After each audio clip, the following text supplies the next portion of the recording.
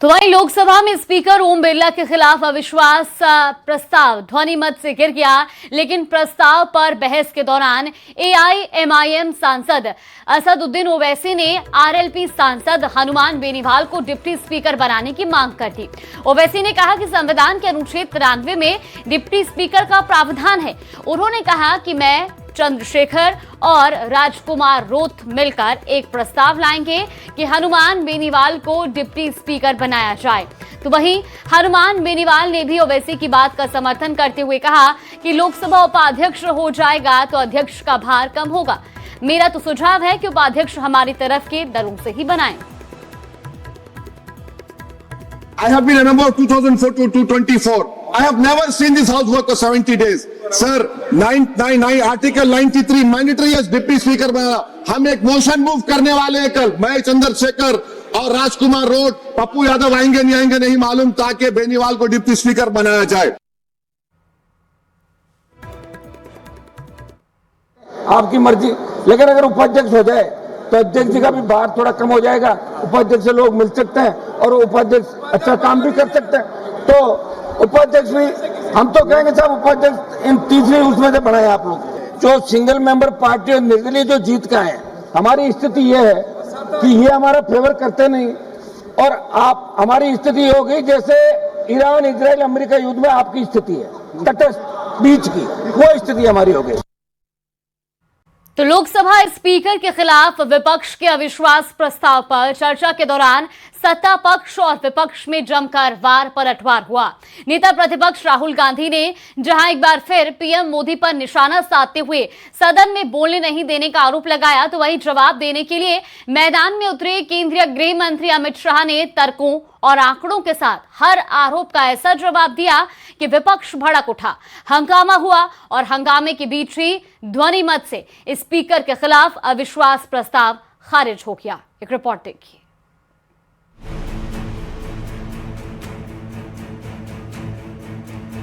आज संसद में विपक्ष को एक बार फिर करारा झटका लगा है। लोकसभा स्पीकर ओम बिरला के खिलाफ लाया गया अविश्वास प्रस्ताव ध्वनि मत से खारिज हो गया और इसी के साथ फेल हो गया विपक्ष का स्पीकर के खिलाफ agenda.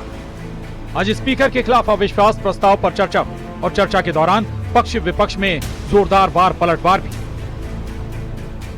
Every time we get up to speak, we are stopped from speaking. I raised fundamental questions about the compromises that has been made by our Prime Minister. I would like to very gently remind the Honourable Leader of Opposition that the Prime Minister of India, Narendra Modi, can never be compromised. Speaker के खिलाफ विपक्ष के no confidence motion का जवाब केंद्रीय गृह मंत्री अमित शाह की तरफ से दिया गया। संसदीय राजनीति और ये सदन दोनों के लिए ये अफसोसजनक घटना है, क्योंकि स्पीकर जो होते हैं वो किसी दल के नहीं होते, सदन के होते हैं और एक प्रकार से सदन के सभी सदस्यों के अधिकार के वो संरक्षक भी होते हैं। केंद्रीय गृह मंत्री अमित शाह ने कांग्रेस और विपक्ष पर तीखा प्रहार किया। सदन में न बोलने देने के आरोपों पर आंकड़ों के साथ कांग्रेस और राहुल गांधी को आईना दिखाया। विपक्ष के नेताजी का ग्रीवेंसेस है कि मुझे बोलने नहीं दिया जाता, विपक्ष के नेता की आवाज दबा देते, मगर बोलने का मौका आता है तब जर्मनी होते हैं, इंग्लैंड होते हैं मान्यवर, और फिर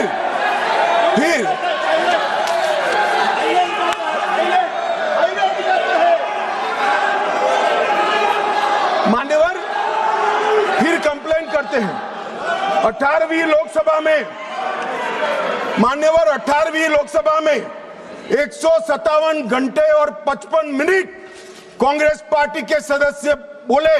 मैं आपके माध्यम से विपक्ष के नेता को पूछना चाहता हूं, आप कितना बोले, क्यों नहीं बोले, कौन से स्पीकर ने रोका था आपको?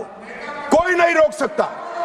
एक गलत प्रचार किया जा रहा है लोकसभा को बदनाम करने की। अमित शाह ने राहुल गांधी के संसदीय व्यवहार का जिक्र भी सदन में किया। अमित शाह ने राहुल गांधी के बर्ताव पर जमकर निशाना साधा। अगर आप कहते हैं कि सदन चलाने के नियम और असंसदीय शब्दों का लिस्ट हमें बाध्यकारी नहीं है, तो ऐसा नहीं होगा।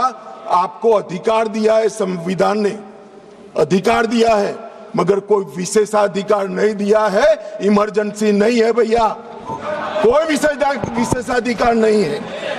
अधिकार का संरक्षण कर सकते हैं, मगर विशेषाधिकार के मुगालते में जो लोग जीते हैं उनको उनकी पार्टी और जनता भी संरक्षण नहीं देती है। इसलिए छोटे छोटे छोटे छोटे छोटे छोटे होते जा रहे हैं। आज जब विपक्ष स्पीकर साहब के कंडक्ट पर सवाल खड़ा कर रहा है, आपके कंडक्ट पर भी तो कभी बात करो।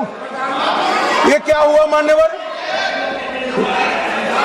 यहां पर ट्रेजरी बैंक पर प्रधानमंत्री बैठे हैं, दौड़ के आकर गले लग जाना, ऐसा कभी नहीं हुआ मान्यवर।